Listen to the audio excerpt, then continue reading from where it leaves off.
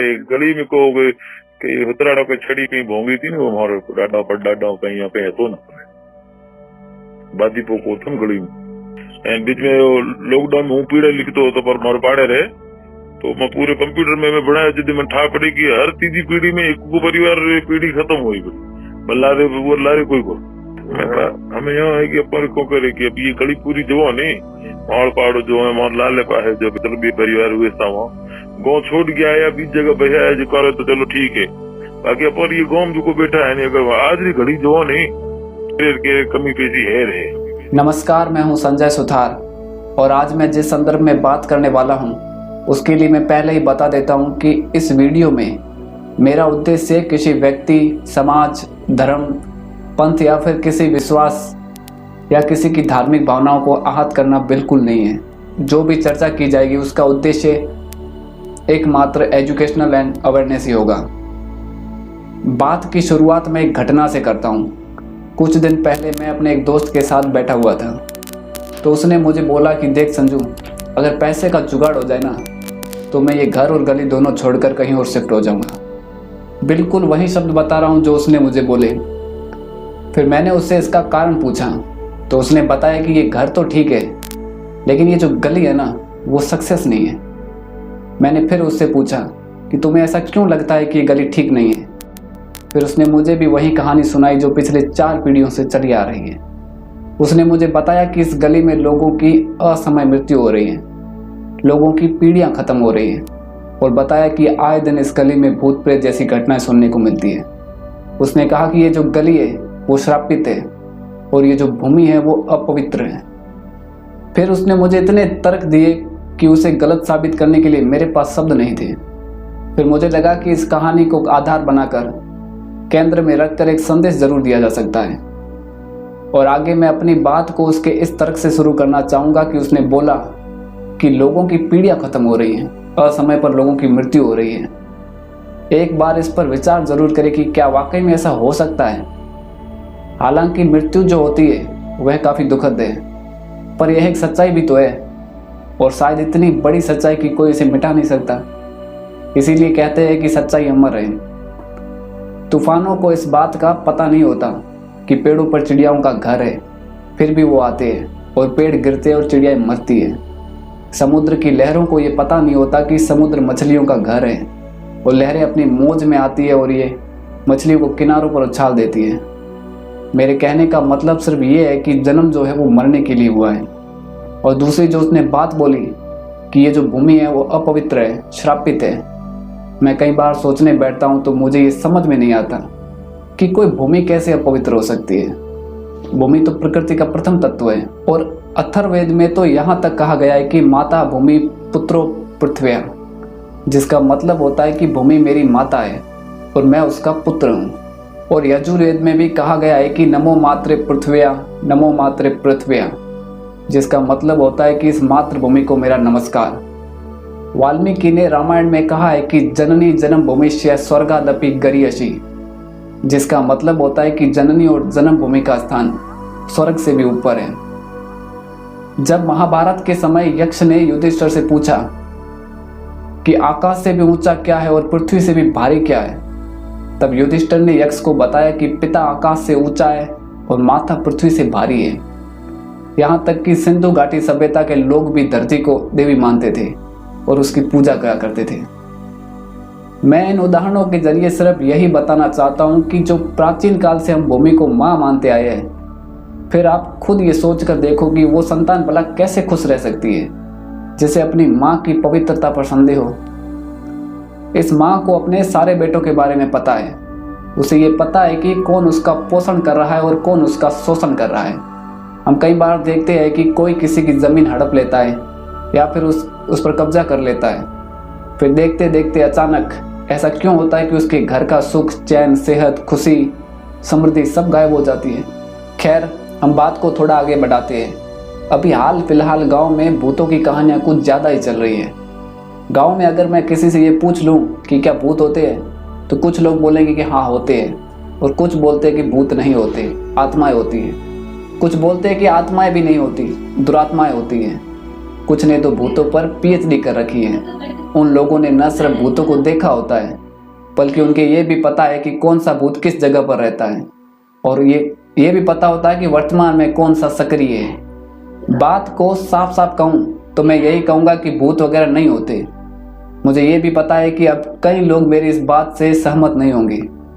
उनके असहमत होने का कारण ये है कि उन लोगों ने गांव के अंदर ऐसे केस देखे हैं जिससे कि किसी के शरीर में भूत आ गया हो और वो भूत यहाँ तक बोलता है कि मैं इसका शरीर नहीं छोड़ूंगा। ऐसे दृश्य देखने के बाद भला कौन यकीन करेगा कि भूत नहीं होते।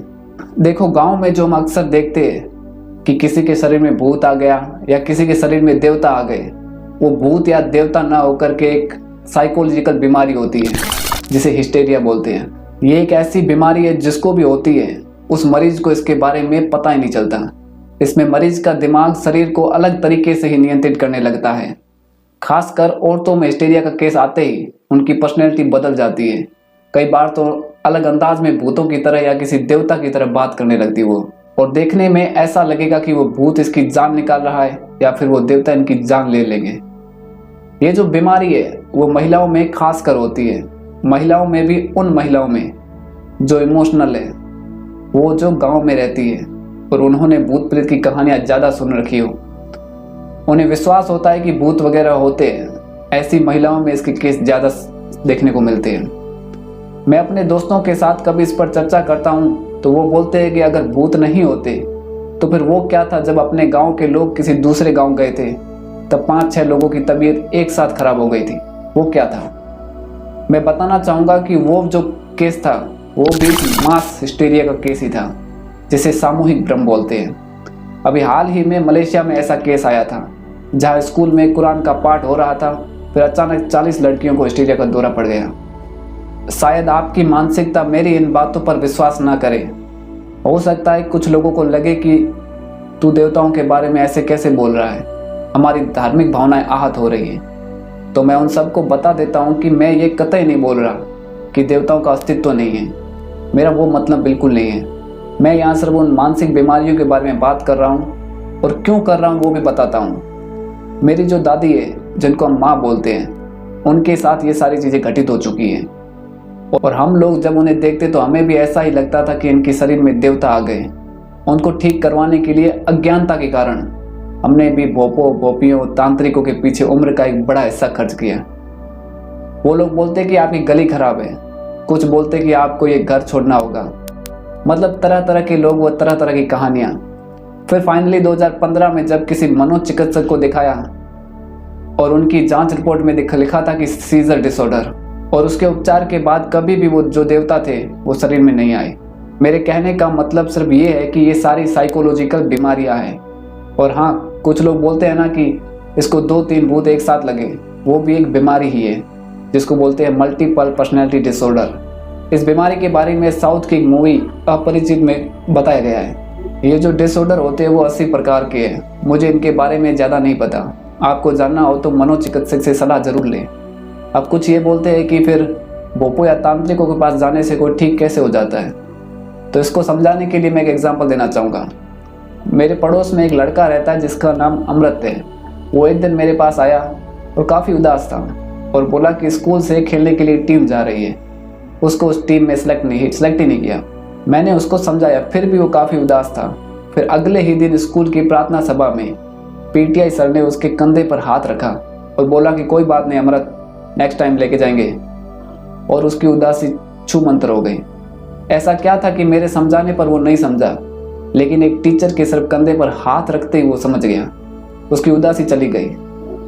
इसे पुनर्बलन बोलते हैं। एक टीचर को बीएड में सिखाया जाता है कि किस समय बच्चे को पुनर्बलन देना चाहिए। तांत्रिक या फिर ये झाड़ फूंक करने वाले लोग भी यही पुनर्बलन वाला ही काम करते हैं। इसके पीछे भी एक साइकोलॉजी है, और इन समस्याओं से निपटने के लिए लोग किसी निर्दोष जानवर की बलि तक दे देते हैं। अपनी सोच की क्षमता की विरासत खो बैठे अज्ञानी लोग इतना भी नहीं सोच पाते कि बलि देवताओं को चढ़ाई जाती है या फिर असुरों को। देखो, इस विषय पर मैं ज्यादा नहीं बोल सकता, इसलिए आपको एक क्लिप दिखाता हूँ, आप समझ जाओगे। प्रकृति के रचे उन प्राणियों से भरे जाते हैं। इससे बड़ा पाप हम क्या ले नहीं सकते। इससे बड़ा पाप क्या ले रहे हैं। ये सब आपकी बात नहीं है। ये आपके इतिहास को बदलने के लिए आपकी संस्कृति को तोड़ने के लिए मुगलों ने जो आक्रमण करके आपको नष्ट करने का जो एक सौगात दी, आपको भेंट दी, गिफ्ट दी, आज उसको अपन एक भाषा में राक्षसी भोजन भी कहते हैं। एक भाषा में राक्षसी भोजन कहते हैं कि नहीं कहते हैं? परंतु अब उसका नाम बदल दिया, राठौड़ी खानो भी कहने लग गया। बीजोड़ो ने हैगा ना बरी कर दिया, भाटियों ने होडो न पर राठौड़ो रे गले घात ही दियो कि राठौड़ी खानो है। वो राक्षसों का खाना। आपकी मति मारी कैसी जाए, आपको मलिन कैसे किया जाए, इनको राक्षस बना दो, मांस खाना सिखा दो, ये लड़ने लायक नहीं रहेंगे और फिर आक्रमण करेंगे। ये हमारी औलादे बन करके हमारे साथ में खड़ी रही। ये ब्राह्मण की बात नहीं है, असली क्षत्रिय वही होता है जिसका बुद्धि पवित्र हो, जिसका खान पान पवित्र हो, वो असली क्षत्रिय है। जिसके हाथ किसी की हत्या के लिए नहीं उठते हो, वो असली क्षत्रिय है। आप कल्पना कीजिए, अब कहां से लाएं असली क्षत्रिय, कैसे बनाए असली क्षत्रिय, कैसे मार पड़ी आपके ऊपर। इसलिए कुदरत ने, प्रकृति ने आपको मांस खाने के लिए बनाया भी नहीं, फिर भी आप उस जमात में जा रहे हो, थोड़ा विचार करो।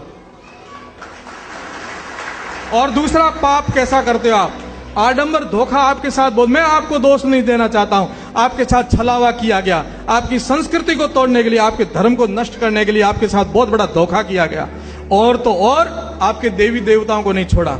अब आपको यदि इस रास्ते पर लाना था तो जोग माया को बकरा चढ़ाओ, भैरू जी ने बकरो चढ़ाओ, भौमिया जी ने बकरो चढ़ाओ, उन्नी आड़ में थाने मांस खोलाने तरी को ढूंढियो। अब मेरी भी देवी कुल देवी है, मेरी देवी कुल देवी नागणीचिया है, हिंगलाज माता है। और मैं ये दावे के साथ कह सकता हूं, मैं स्वरूप नारियल, जिन्हें अभी लीलो नारियल कहा, स्वरूप नारियल ले जान माता जी रे चरणों में राख, और मैं वो आशीर्वाद प्राप्त कर सकता हूं जो आप बकरे को चढ़ा के नहीं कर सकते। तो क्यों नहीं आप लोग भी स्वरूप नारियल को चढ़ा करके मां का आशीर्वाद ले नहीं सकते क्या? परंतु आपके साथ धर्म को किस प्रकार से घुसेड़ करके आपके जीवन को नष्ट कैसे किया जाए, ये विदेशियों की चाल थी और उसमें आप और हम सब बर्बाद हो गए। अंत में मैं यही कहूँगा कि गांव में कुछ लोग पैसे से ही आलोचक है। उनका काम सिर्फ इतना है कि अफवाहों को हवा देना, डर पैदा करना, किसी के मनोबल को तोड़ना। इस काम में वो इस तरह से लगे रहते हैं कि मानो उनको किसी प्रतियोगिता में इनाम मिलने वाला हो। मेरा आपसे निवेदन है कि किसी भी अफवाह को आगे बढ़ाने से पहले ये ज़रूर देख ले कि हम कहाँ हैं और किस दौर में हैं। इन भूत प्रेत की कहानियों का एक छोटे बच्चे की मानसिकता पर क्या प्रभाव पड़ता है। जहाँ एक शहर का बच्चा दूसरे ग्रह पर जाने वाली बातों का समर्थन करता है, तो वहीं गांव के बच्चे भूत प्रेत की कहानी में उलझे हुए हैं। अगर बात समझ में आई है तो ठीक है, नहीं तो बच्चे खत्म। बाय बाय, टाटा, गुड बाय, गया।